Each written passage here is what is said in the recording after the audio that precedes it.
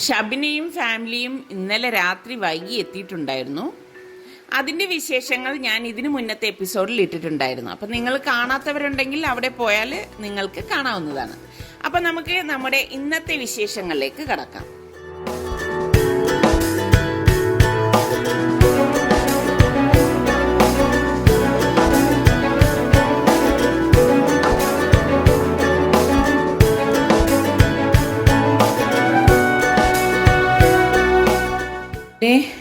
നിസ്കരിച്ച് ഓതി വന്ന ശേഷം കുറച്ച് ചപ്പാത്തി ഉണ്ടാക്കി വെച്ചു. പിന്നെ ഞാനിവിടെ പൂരിക്ക് വേണ്ടിയിട്ട് മാവ് കുഴച്ചെടുത്ത് വെച്ചിട്ടുണ്ടായിരുന്നു. ചപ്പാത്തിക്കും പൂരിക്കും വേണ്ടിയിട്ട് ഞാൻ പൊട്ടറ്റോ മസാലയാണ് ഉണ്ടാക്കുന്നത്. അപ്പോൾ അതിന് വേണ്ടിയിട്ട് പൊട്ടറ്റോ പുഴുങ്ങിയെടുത്ത് വെച്ചിട്ടുണ്ട്. അപ്പം ഇനിയിപ്പം ഞാൻ മസാല തയ്യാറാക്കാൻ പോവാണ്. ഒരു കടായി അടുപ്പത്ത് വെച്ചിട്ട് ഞാൻ എണ്ണ ഒഴിച്ച് കൊടുക്കാൻ പോവാണ്. ഇത് മേയർ എന്ന് പറയുന്ന ഒരു ബ്രാൻഡാണ്. നല്ല ഒരു ബ്രാൻഡാണ് കേട്ടോ. ഈസി ആയിട്ട് നമുക്ക് കുക്ക് ചെയ്യാൻ പറ്റും. സ്റ്റെയിൻലെസ് സ്റ്റീലിൻ്റെ സെലക്ട് എന്ന് പറയുന്ന ഒരു കടായിയാണ്. ഞാൻ ഇതിൻ്റെ ലിങ്ക് എൻ്റെ ഡിസ്ക്രിപ്ഷൻ ബോക്സിൽ കൊടുത്തിരിക്കാം. ഇതിലേക്ക് ഞാൻ 2 ടേബിൾ സ്പൂൺ ഓയിൽ ഒഴിച്ചു കൊടുക്കുകയാണ്.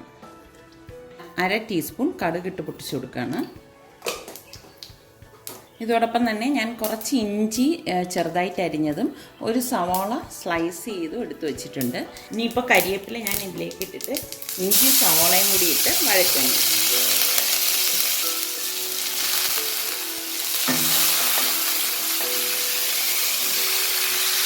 സവാള തീരെ കനം കുറച്ചിട്ടൊന്നുമല്ല ഞാൻ അരിഞ്ഞെടുത്തിരിക്കുന്നത്. ഇതുപോലെ ഈ ഒരു കനത്തിലാണ് ഞാൻ സ്ലൈസ് ചെയ്ത് എടുത്തിരിക്കുന്നത്.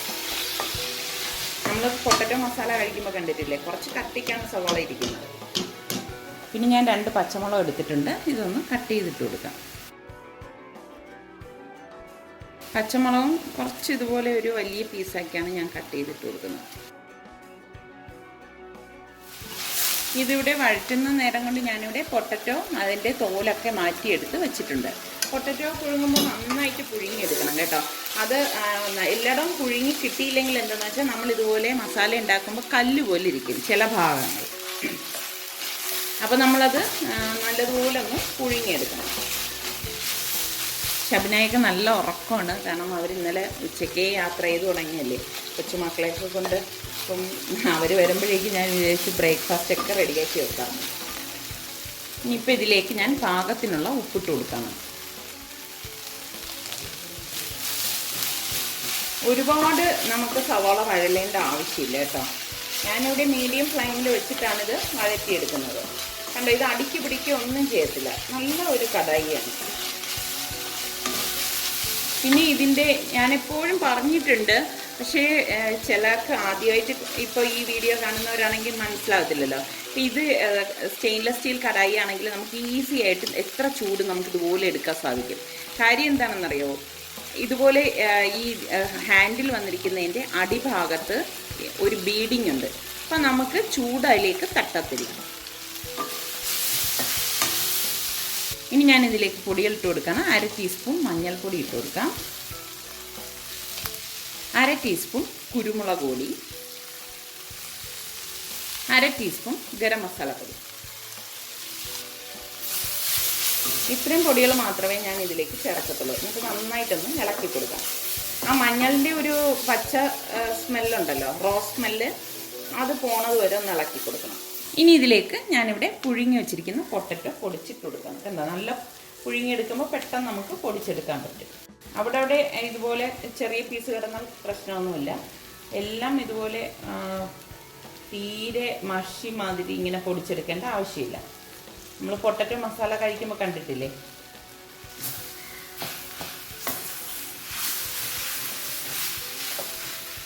നന്നായിട്ട് മിക്സ് ചെയ്ത് യോജിപ്പിച്ച ശേഷം ഞാൻ ഇതിലേക്ക് ഒരു 1/2 ഗ്ലാസ് വെള്ളം ഒഴിച്ചു കൊടുക്കണം.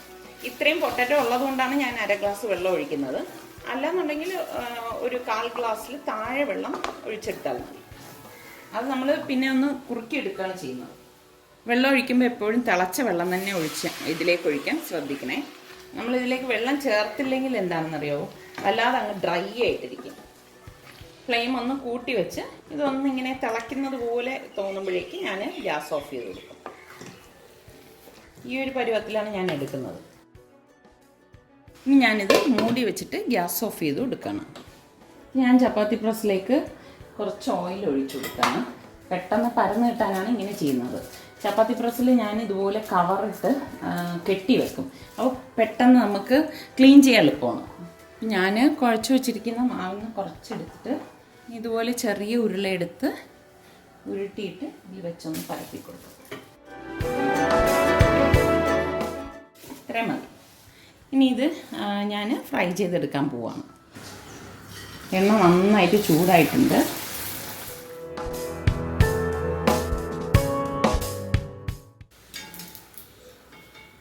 കുറേ നേരം ഈ പൂരി ഇതുപോലെ പൊങ്ങി നിൽക്കും. ഞാൻ ഇതിൻ്റെ ഡീറ്റെയിൽ ആയിട്ടുള്ള വീഡിയോ ഇതിന് മുൻപ് അപ്ലോഡ് ചെയ്തിട്ടുണ്ട്, ബലൂൺ പൂരി എന്ന് പറഞ്ഞിട്ട്. ഞാൻ അതിൻ്റെ ലിങ്ക് ഇതിൻ്റെ ഡിസ്ക്രിപ്ഷൻ ബോക്സിൽ കൊടുത്തിരിക്കാം, നിങ്ങൾക്ക് താല്പര്യമുണ്ടെങ്കിൽ നോക്കാം. ലേറ്റായിട്ടാണ് ഞങ്ങൾ ബ്രേക്ക്ഫാസ്റ്റ് കഴിച്ചത്. എന്നിട്ട് നമ്മൾ പുറത്തേക്ക് പോകാമെന്ന് പറഞ്ഞ് പുറത്തേക്ക് ഇറങ്ങി. അപ്പോൾ എൻ്റെ ഒരു വലിയ ആഗ്രഹമായിരുന്നു ഒരേ മോഡല് ഡ്രസ്സ് ഞങ്ങൾ രണ്ടുപേരും ഇടണമെന്ന്. അങ്ങനെ ഞങ്ങൾ ചെറിയൊരു ഷോപ്പിംഗ് നടത്തി. അതിനുശേഷം അപ്പം നിങ്ങളിൽ പലരും എൻ്റെ അടുത്ത് ചോദിച്ചിട്ടുണ്ടായിരുന്നു പുതിയ വീടൊന്ന് കാണിക്കണം എന്ന്. അപ്പം ഞാൻ വിചാരിച്ചത് ഷബ്ന വന്നല്ലേ, എന്നാൽ ഷബ്നെ അതുകൊണ്ട് ഈ കാണിക്കാം എന്ന് കരുതി ഞങ്ങൾ നേരെ പുതിയ വീട്ടിലേക്ക് പോവാണ്. പുതിയ വീട് കണ്ട ശേഷമാണ് നമ്മൾ കറങ്ങാനായിട്ട് പോയത്.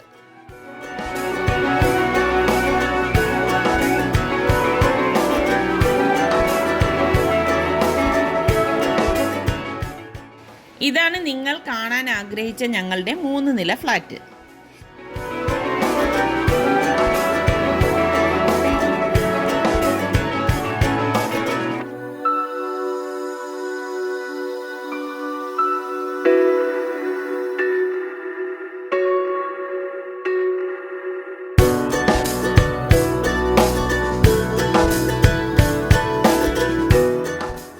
ഇതിൽ ഗ്രൗണ്ട് ഫ്ലോറിൽ ഒരു bedroom, hall, kitchen, work area, ഒരു അറ്റാച്ച്ഡ് ബാത്റൂം, പിന്നെ കോമൺ ബാത്റൂമാണ് ഉള്ളത്.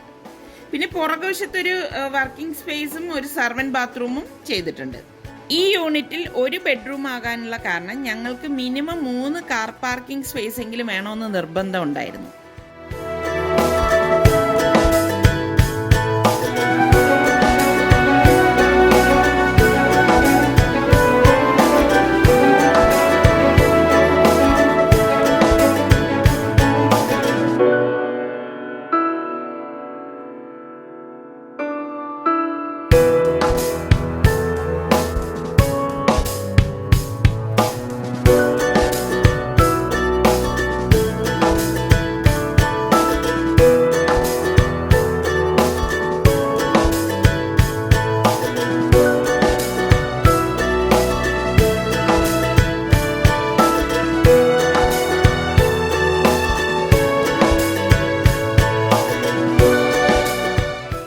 ഞങ്ങളുടെ 2ാമത്തെയും 3ാമത്തെയും യൂണിറ്റ് ഒരേപോലെയാണ്.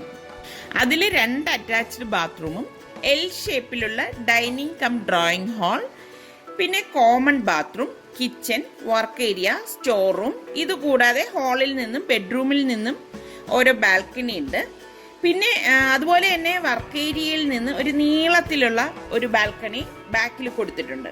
അത് കൊടുക്കാനുള്ള കാരണം ഞാൻ പല ഫ്ലാറ്റിലും കാണുന്ന ഒരു രീതിയാണ്, തുണികൾ വിരിക്കാനുള്ള സൗകര്യം ഇല്ലായ്മ കൊണ്ട് അവരെന്ത് ചെയ്യും, ഫ്രണ്ടിലുള്ള അതായത് ഹാളിലുള്ള ബാൽക്കണിയുടെ ഹാൻഡ് റെയിൽസിലും അതുപോലെ ഗേറ്റിലും ഒക്കെ തുണി വിരിക്കുന്ന പ്രവണത.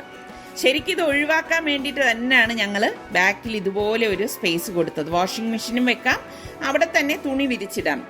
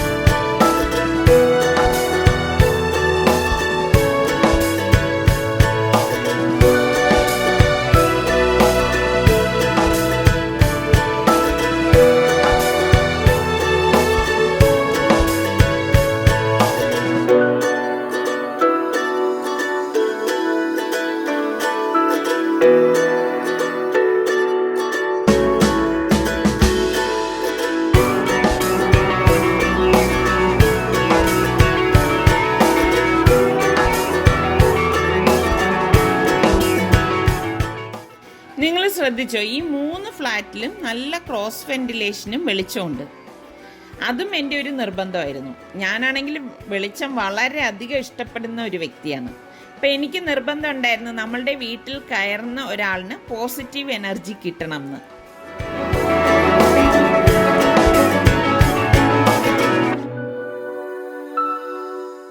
പിന്നെ നല്ല വിശാലമായിട്ടുള്ള ഒരു ടെറസാണ് ഇതിനുള്ളത്.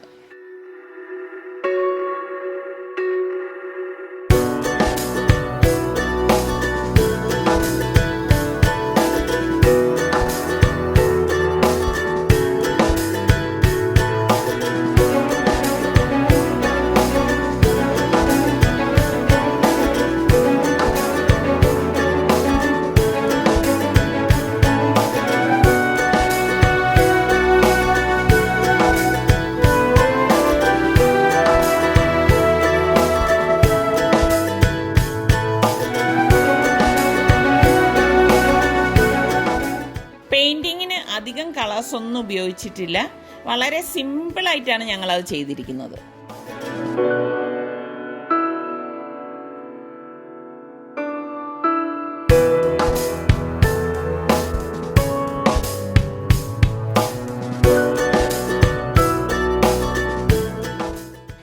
നിസാർക്കയുടെ ഡിസൈനിങ്ങും സൂപ്പർവിഷനും ആയിരുന്നു. അപ്പോൾ അതുകൊണ്ടാണ് നിസാർക്കയുടെ അവൈലബിലിറ്റി അനുസരിച്ച് പണി നടത്തിക്കൊണ്ടിരുന്നതും കുറച്ച് ഡിലേ ആയതും.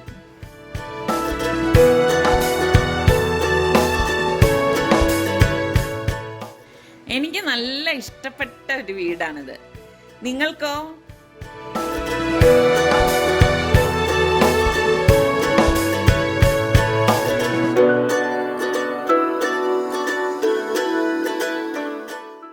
ഇത് കഴിഞ്ഞ് ഞങ്ങൾ പൂവാറിലേക്ക് പോവാണ്. അവിടെ ആകുമ്പം പിള്ളേർക്ക് ബോട്ടിങ്ങിലും കയറാം, അതുപോലെ തന്നെ ബീച്ചിൽ കുറച്ച് നേരം കളിക്കുകയും ചെയ്യാമല്ലോ.